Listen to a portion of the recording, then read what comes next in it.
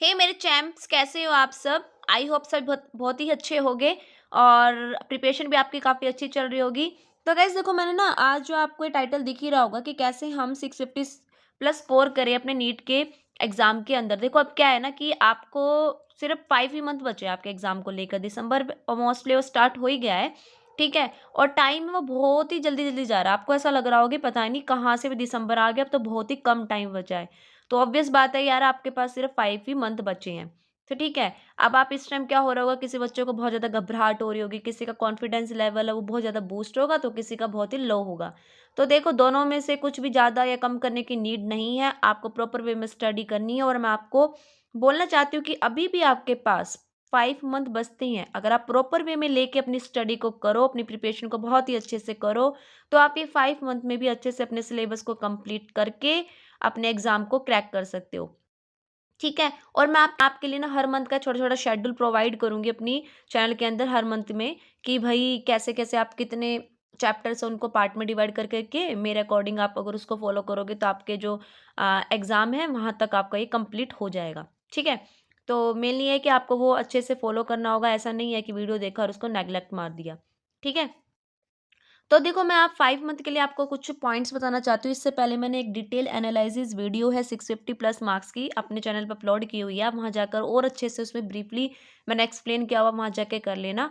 यहाँ पे मैं सिर्फ मेन पॉइंट बता रही हूँ, जिसके थ्रू आप अगर ये पॉइंट्स को ध्यान में रखोगे तो आपकी जो प्रिपरेशन है बहुत ही अच्छे से अच्छे पाथ में चलते हुए, अच्छे फ्लो में चलते हुए आप अपने एग्ज़ाम तक पहुँच जाओगे। तो देखो दोस्तों, सबसे पहले ना मैं आपको एक बात बोलना चाहती हूँ कि आपको ना 12 आवर्स इफेक्टिव स्टडी तो करनी ही करनी है। क्योंकि गाइस देखो, 12 आवर्स स्टडी का मतलब मैं ये नहीं बोलना चाह रही कि आपको 12 आवर्स बैठ गए, बल्कि आपको 15 आवर्स देने अपने डे के, ठीक है? और इन 15 आवर्स में से ही आप अपने 12 आवर्स की इफेक्टिव स्टडी को निकाल पाओगे। इसलिए मैं आपको कह रही हूँ कि आपको 12 आवर्स की इफेक्टिव स्टडी तो करनी ही करनी है। Don't get sick. अब इस टाइम आपको बिल्कुल अपनी हेल्थ का ध्यान रखना होगा, क्योंकि अगर आप इस टाइम अगर थोड़े से भी अपनी हेल्थ को लेकर अनकॉन्शियस हो गए, तो ऑब्वियस बात है कि अगर आपने 4-5 दिन या आपका वीक भी चला गया ना अब इस टाइम आके, एंड के टाइम में आके, तो आप बहुत जल्दी से नर्वस हो जाओगे। इसलिए मैं आपको बोलती हूँ कि प्लीज़ अपनी हेल्थ का ध्यान रखना, ठीक है?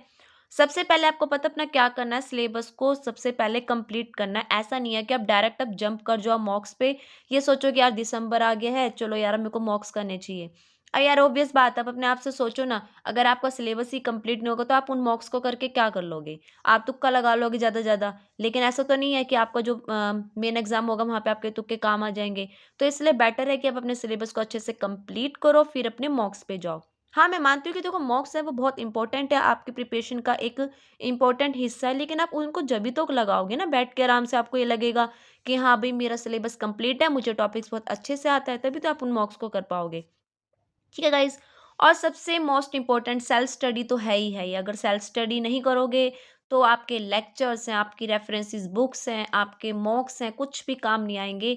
आपको सेल्फ स्टडी बहुत अच्छे से करनी होगी। सेल्फ स्टडी ही मोस्ट इम्पोर्टेंट पार्ट होता है हर एक एग्जाम का। मैं नहीं बोल रही कि नीट के एग्जाम का, आप कोई भी एग्जाम कर लो। आपके नॉर्मली जो स्कूल एग्जाम होते हैं ना, वहाँ भी अगर आप सेल्फ स्टडी नहीं करोगे, आप स्कूल गए, घर आ गए, फिर अपना सो लिया, खेल लिया और आपने घर आके सेल्फ स्टडी नहीं करी, तो कुछ भी काम नहीं आता। इसलिए सेल्फ स्टडी तो मोस्ट इंपॉर्टेंट है। फिर उसके बाद आपको रिविजन्स डेली रखनी है अपनी, साथ के साथ आपके जो लेक्चर्स हैं उनको आपको लेके चलना है।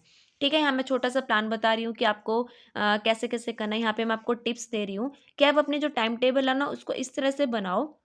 मैं कभी ये नहीं बोलती कि आप जो मैं बता रही हूँ आपको कंप्लीटली वही फॉलो करना है। आप अपने अकॉर्डिंग भी अपनी स्ट्रेटेजी को प्लान कर सकते हो। बस ये वीडियो सिर्फ प्रोवाइड की जाती है ताकि आपको इससे थोड़ी थोड़ी हेल्प मिल जाए, थोड़ा सा आइडिया लग जाए, ठीक है? आप इसमें क्या कर सकते हो कि अपना जो स्लॉट है ना, 3-3-3 के स्लॉट में उसको डिवाइड कर लो। 3-3 के स्लॉट में आपने क्या करा कि फिजिक्स, केमिस्ट्री, बायो को तो आपने कर लिया। उसमें जो आपको रिविजन करना, लेक्चर्स करना, मॉक्स लगाने, क्वेश्चन प्रैक्टिस करनी है, जो भी करना है कर लेना। उसके बाद जो आपके 4 to 5 आवर्स बचते हैं ना आपके डे के, तो आपको उसमें पता है क्या करना है, आपके जो बैकलॉग्स है उसको कर लिया, या आपने जो वीकली मॉक्स दिए थे उनका एनालिसिस भी तो ज़रूरी होता है। और हाँ, मैं मॉक्स के लिए इंपॉर्टेंट एक बात बोलना चाहूँगी कि जो आप मॉक्स देते हो ना, उसमें आपको ना एक बार घर आके सारे के सारे क्वेश्चन का सॉल्यूशन ज़रूर देखना है। वो मैं इसलिए बोल रही हूँ क्योंकि देखो, हम क्या करते हैं जब हम मॉक्स कर रहे होते हैं ना, तो कुछ क्वेश्चन हमारे ऐसे ज़रूर होते हैं जो हमें आते नहीं है, लेकिन हम 50-50 करके उसमें टिक लगाए जाते हैं। मतलब एक तरह से तुक्का ही तो हुआ ना वो। तो वो तुक्का ज़रूरी नहीं है कि आपका हर बार काम आएगा। तो इसलिए आप घर आके हर एक क्वेश्चन को अच्छे से उसका सॉल्यूशन ज़रूर देखो, अच्छे से मॉक्स को ज़रूर एनालाइज़ करो, ठीक है? अब देखो आपको पता है बायो में क्या करना है, बायो में आप क्या करो कि जो एनसीईआरटी है, उसको अच्छे से आपको रीड करना है। 10 प्लस एनसीईआरटी की रिवीजन तो मस्ट ही है, तभी आप अच्छे से कर पाओगे, ठीक है? क्वेश्चन प्रैक्टिस आपको ज़रूर करनी है, आपके रेफरेंसेस बुक्स और पीवाईक्यूज़ लगाने हैं। केमिस्ट्री में आप क्या करो, मैं ये बोलूँगी कि आपको केमिस्ट्री से स्टार्ट करना चाहिए। आप ये कर सकते हो, अपने डे को डिवाइड करो, पहले केमिस्ट्री कर लिया, बायो कर लिया, फिर फिज़िक्स कर लिया। या केमिस्ट्री कर लो, फिज़िक्स कर लो या बायोलॉजी कर लो। बायो का तो ऐसा सब्जेक्ट है आपका, एक थ्योरी वाला पार्ट होता है, लगभग जो नीट के एस्पिरेंट होते हैं उनकी बायो वो स्ट्रॉन्ग होती ही है, ठीक है? इसलिए बायो को आप डे के ऐसे टाइम में रखो जहाँ पर आपको लगे कि मैं ये केमिस्ट्री फिजिक्स का सब्जेक्ट नहीं कर सकता हूँ, वहाँ पे आप इजीली अच्छे तरीके से आप बायो को कर पाओगे, ठीक है? तो आपको क्या करना है, वन शॉट वीडियो देख ली, वहाँ से नोट्स प्रिपेयर कर लिए, फिर आप क्वेश्चन प्रैक्टिस करो, पहले एनसीईआरटी की प्रैक्टिस करो, पीवाईक्यूज लगाओ। आपको केमिस्ट्री के अंदर 50-100 क्वेश्चन है, हर एक चैप्टर के ज़रूर लगाने हैं, ठीक है? अगर ये नहीं लगाओगे तो फिर आपका कॉन्फिडेंस लेवल बूस्ट नहीं होगा और आपको क्वेश्चन का भी आइडिया नहीं होगा कि किस तरह के क्वेश्चंस पूछे जाते हैं। क्योंकि यार ऑब्वियस बात है, अगर आप वीडियोज़ देख लोगे, लेक्चर्स देख लिया, आपने एनसीईआरटी को रीड कर लिया, लेकिन आप अगर क्वेश्चन नहीं करोगे और ऑर्गेनिक में आप क्या करो, एनसीईआरटी करो। आप इसका टाइम रख लो कि आपको मॉर्निंग डेली 1 हावर आपको इनऑर्गेनिक ज़रूर करनी है, उसकी एनसीईआरटी डेली रीड करनी है। ऑर्गेनिक में आपको सबसे पहले कंसेप्ट क्लियर होने चाहिए, फिर आप लेक्चर्स वगैरह देखो उसके लिए और फिर एनसीईआरटी पे जाना और फिर देन अपने क्वेश्चन प्रैक्टिस तो करनी है। उसको मैं अब अलग से क्या बोलूँ बार-बार कि आपको क्वेश्चन प्रैक्टिस करना है। क्वेश्चन प्रैक्टिस तो देखो करनी है, वो मस्ट ही है। फिजिकल में क्या करो, आप न्यूमेरिकल्स वगैरह का पोर्शन है, उसमें आप चैप्टर वाइज़ या टॉपिक वाइज़ पीवाईक्यूज़ करो, वो आप देख लेना। मैं आपको सजेस्ट करूँगी कि आप टॉपिक टॉपिक वाइज़ है वो पीवाईक्यूज़ लगाओ, इससे आपको ये पता चलेगा किस टॉपिक से कितने क्वेश्चंस पूछे गए हैं पीवाईक्यूज़ में, ताकि आप उसको और अच्छे से स्ट्रॉन्ग कर पाओ। फिजिक्स में क्या करो कि आपको सबसे पहले कंसेप्ट क्लियर करनी है, उसके लिए आप लेक्चर्स देखो, नोट्स बनाओ और स्पेशली फिजिक्स के लिए आप फॉर्मूला शीट भी जरूर बनाओ। एक फॉर्मूला बुक लेके चलो या आपकी डायरी है जो भी बना लेना, और फिजिक्स के लिए साथ साथ फिजिकल के लिए, ठीक है? और आपको क्या करना है, क्वेश्चन प्रैक्टिस तो देखो मस्ट ही है, क्वेश्चन प्रैक्टिस तो आपको करनी ही करनी पड़ेगी, क्योंकि जो क्वेश्चन प्रैक्टिस होती है ना उसी से ही आपको इम्प्रूवमेंट आएगी, आपको किसी तरह का डिसअपॉइंट आप नहीं होगे। इसके लिए आपको क्या करना है, मोर क्वेश्चन प्रैक्टिस करनी ही पड़ेगी, ठीक है गाइज? अब वीडियो को लास्ट में ख़त्म करते हुए मैं आपको कुछ इंपॉर्टेंट पॉइंट्स बताना चाहती हूँ कि देखो, खाली पढ़ने से भी कुछ नहीं होगा। पता चला कि आप पूरा दिन पढ़ते ही जा रहे हो, पढ़ते ही जा रहे हो, फिर एक बार टाइम ऐसा आएगा, देखो एक अकॉर्डिंग हर एक बच्चे की ना अलग-अलग नीड के अकॉर्डिंग होता है। किसी को क्या होता है कि हर एक 15 मिनट में ब्रेक चाहिए, किसी को 30 मिनट में ब्रेक चाहिए, कोई 3-3 घंटे बैठ के भी बहुत अच्छे से पढ़ रहा होता है।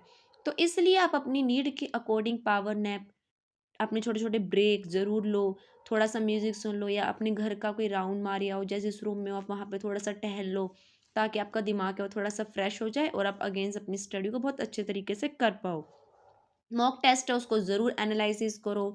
और देखो सबसे मोस्ट इम्पोर्टेंट है आपका कॉन्फिडेंस लेवल। तो देखो गाइस, कॉन्फिडेंस लेवल तो आपका बहुत ज़रूरी है, बहुत, इसके बिना तो कुछ भी नहीं हो सकता। जितने आप अच्छे कॉन्फिडेंट रहोगे उतनी ही आपकी प्रिपरेशन है बहुत ही पॉजिटिव वे में चलेगी, ठीक है? इसके लिए आपको प्रॉपर एक शेड्यूल बस फॉलो करते जाना है कि लेक्चर्स देखो, एनसीईआरटी पढ़ो, उसके साथ साथ अपने एमसीक्यूज लगाओ, पीवाईक्यूज करो, अपनी मॉक्स दो और रिवीजन मस्ट है, रिवीजन ज़रूर करो, ठीक है गाइस? अगर आपको वीडियो पसंद आई तो प्लीज़ लाइक ज़रूर करके जाना, और ऐसे और वीडियो को देखने के लिए चैनल को सब्सक्राइब करना। मिलेंगे अपनी नेक्स्ट वीडियो में, तब तक के लिए अपना ध्यान रखें, take care and bye bye.